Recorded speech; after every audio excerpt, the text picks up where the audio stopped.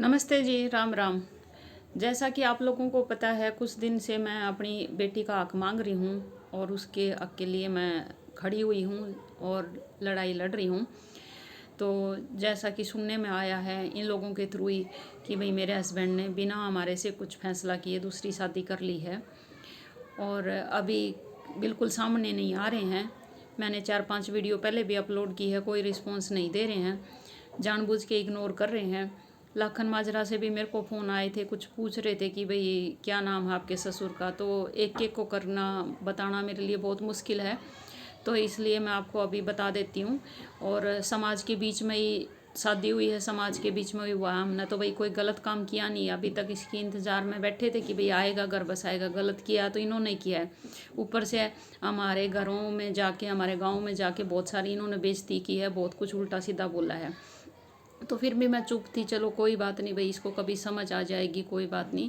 तो अभी 12-13 साल हो गए मेरे को चुप रहते रहते, अब मैं थक चुकी हूँ। अब मेरे को तो मतलब सच्चाई को बाहर लाना है, चाहे कोई भी कुछ भी बोले, और मेरी बेटी का हक मेरे को दिलाना है, हर कीमत पर दिलाना है। और उसके लिए मेरे को चाहे कोर्ट कचहरी कहीं पे भी जाना पड़े वो करे, लेकिन मैं समाज के सामने सबसे पहले ये सच्चाई ज़रूर रखना चाहती हूँ। तो बाकी जो भी कानून की मदद है वो मेरे को लेनी पड़ेगी तो मैं लूँगी। और ये मैं आपको बता देती हूँ कि 5 भाई हैं ये। सबसे बड़े मेरे ससुर हैं, उनका नाम महावीर राठी है। दूसरे नंबर के धर्मवीर हैं, उनकी भी काफ़ी अच्छी इन्वॉल्वमेंट है इस मैटर में। तीसरे नंबर के बलजीत थे, वो एक्सपायर हो रखे हैं। उनकी जो वाइफ है उनकी भी काफ़ी इन्वॉल्वमेंट है। और चौथे नंबर के सीड़क हैं। और एक लास्ट वाले हैं, जहाँ तक मेरे को पता है उनका नाम जय नारायण बता रहे थे। और एक इनकी बुआ है जो नगूरा ब्याह रखी है, जो इन्होंने हमारे को गांव का नाम बताया था, और मैं तो कभी गई नहीं वहाँ। और वो जींद रहती हैं, इनके जो फूफा जी हैं ना वो एक्सपायर हो गए थे, तो फिर इनकी जो बुआ है उनको जॉब मिल गई थी, और ये कुछ चपड़ासी की जॉब करती है, तो गवर्नमेंट स्कूल में थी वो लगी हुई थी, ताकि आप लोग थोड़ा सा पहचान पाओ और समझ पाओ भाई कौन है, या आप लोग इन ठीक से चीज़ों को इंक्वायर कर पाओ, इसलिए मैं बता रही हूँ। नहीं तो मेरे को उनकी डेजिग्नेशन या इससे कोई मतलब नहीं था, लेकिन मेरी ज़िंदगी है जो इन्होंने ख़राब करी है, इतना बड़ा धब्बा लगाया है। उसके बाद मेरी बेटी की ज़िंदगी है जो इन्होंने ख़राब की है, अभी हक नहीं दे रहे हैं ये, मतलब एक तरीके से इन्होंने पाप किया है। तो अब मेरे को सच्चाई लाने के लिए जो इन्फॉर्मेशन मेरे को पता है मैं बता रही हूँ।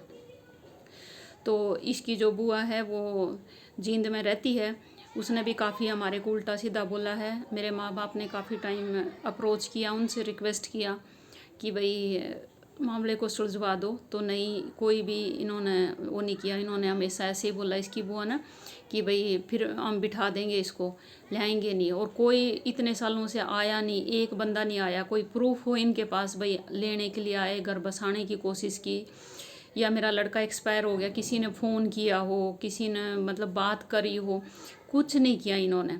अभी धोखे से शादी करके बैठे हुए हैं और अभी हमारे को धमकी दे रहे हैं कि भाई जो आपको करना है कर लो। हमने फ़ोन करके पूछा भाई आपने ऐसे ऐसे शादी कर ली बिना बताए, तो कहती है इसकी मम्मी बोला जो करना है कर लो। तो ये इनके गांव के नाम हैं जो मैंने आपको बता दिया, ताकि आप लोग पता कर पाओ। समाज में ऐसे ऐसे पापी लोग भी हैं जो मतलब बहू बेटियों को लाते हैं, झोली पसार के शादी करते हैं, फिर बेटी पैदा होने के बाद ऐसे छोड़ देते हैं और फिर दोबारा शादी कर लेते हैं। तो ऐसे ऐसे लोगों के खिलाफ़ तो मतलब समाज में ना कहीं तो कुछ तो स्टेप उठाना पड़ेगा, नहीं तो फिर ये तो ऐसे ज़िंदगी बर्बाद करते रहेंगे। अब मेरे को दर्द हुआ है, मेरे घर वालों का दर्द हुआ है, मेरी बेटी का दुख है, तो मेरे को पता है ना कि भाई मेरे को तो आज बोलना ही पड़ेगा, मेरी तो मजबूरी है बोलना। अब नहीं मैं बोलूँगी तो फिर कब बोलूँगी।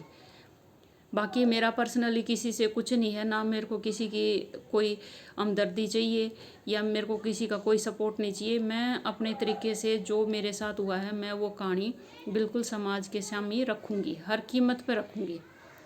और मैं चाहती हूँ ये सारे लोग सामने आएँ और सारे समाज को सच्चाई पता चले। अभी तक जो इन्होंने मेरे गांव में जा जा के झूठ बोला है, गलत सलत बोला है, तो हमारी समाज में इज्जत हमारी उतरी है।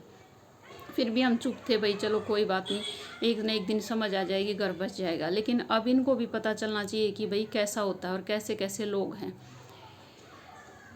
धन्यवाद जी।